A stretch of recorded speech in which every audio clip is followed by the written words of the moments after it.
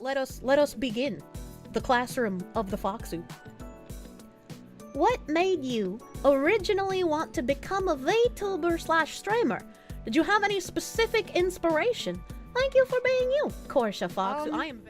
So I was working in insurance for a while, and my anxiety was getting really, really bad. Like, I was throwing up 2 to 4 times a day, every day, for like a 9-month period or so. It was a very long time. Maybe it was like 6 months. It's been quite a few years. So like a 6 to 9 month period, somewhere around there. And I had the very toxic mentality of like, if I go to therapy and I get help with my mental health problems, that means that I am weak. I need to be able to deal with this on my own, or I am just a worthless person. Don't think like that. That's typically like a very male-brained response to having mental health issues. Don't think like that. Therapy can be very, very helpful. Sometimes it might take you a while to find a good therapist, but it's very helpful. Don't have that toxic mindset, dude. And if you're worried about medication, therapists can't prescribe you meds. Those are psychiatrists, so you don't have to worry about that. And eventually, like, talking to my dad enough, he was like, your health is worth more than your job. I know you don't want to quit, but like, you really should, because you're going to just keep making yourself worse. So I ended up quitting my job, and I tried to get another job shortly after, because I was like, I feel like a worthless piece of shit not working and having no income, and like I'm not doing anything.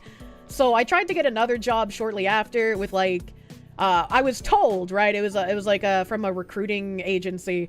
I was told it was gonna be for like back-end server work for Microsoft. Unfortunately, when I got into the training, they were like, oh, actually, you're gonna be taking customer service calls for the Xbox. And I was like, nope. Nope, I'm quitting right fucking now. Ain't no way I'm dealing with fucking customer service with my issues right now. No way, dude. So I quit on the spot, and I was like, I don't know what to do. I don't know what to do about my anxiety. I didn't know how to like fix anything. And I was a decently prolific name in the Terra community, so I was like, okay, maybe like I could start streaming, and if I stream, like there'll be a decent amount of people who are already there because they know me from Terra, and I'll play Terra, and I can have friends and voice chat with me, and I can sort of like use that as a way to try and work through some of my anxiety issues. And so like for the first couple of weeks I started streaming, like I didn't even use a microphone. It was just like I had like no image, I had no microphone. It was just pure Terra gameplay until I started feeling like a little bit brave, and I was like, okay, maybe I can talk out loud, maybe I can use my voice box. All right, okay.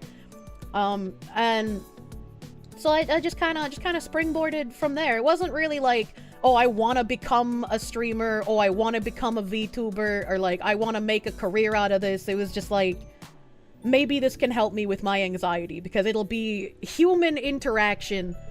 And I feel like it certainly did. I feel like it certainly did help me with certain aspects, but there's no replacement for like being outside in person, and I still struggle quite a lot with that.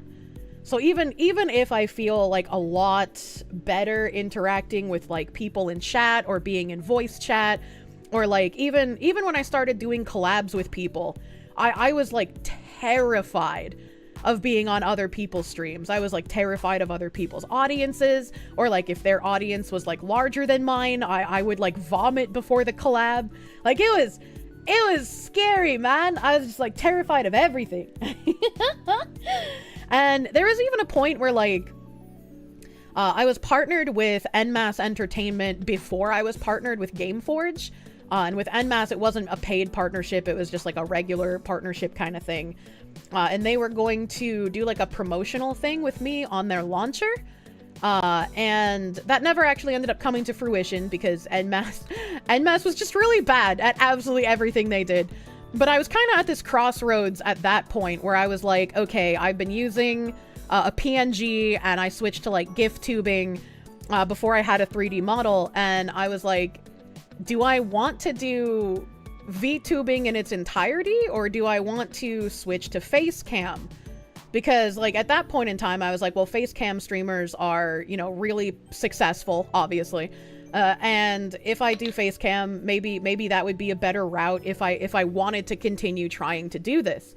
But like I felt really comfortable with like the persona that I had crafted. I felt really comfortable having been using like the PNGs and the GIFs up to that point. So I was like, I think maybe I want to stick to VTubing. I think maybe I want to go down the route of like having a model and sticking to that. I think that would be a lot more fun.